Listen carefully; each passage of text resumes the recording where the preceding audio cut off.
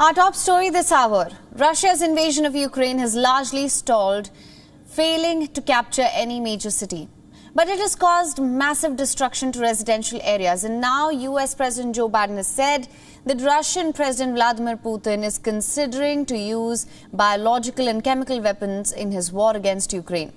The remarks from Joe Biden come after Russia's defense ministry accused Kiev of planning a chemical attack against its own people.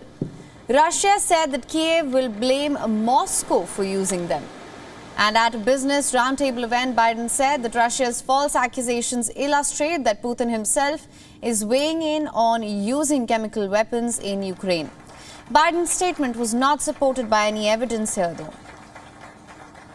His back is against the wall, and he's talking about new false flags he's setting up, including he's asserting that we, America, have biological as well as chemical weapons in Europe. Simply not true. I guarantee you. They're also suggesting that Ukraine has biological and chemical weapons in Ukraine. That's a clear sign he's considering using both of those. The remarks echoed prior comments by officials in Washington and allied countries. They've accused Russia of spreading an unproven claim that Ukraine had a biological weapons program, and that will be a possible prelude to potentially launching its own biological or chemical attacks.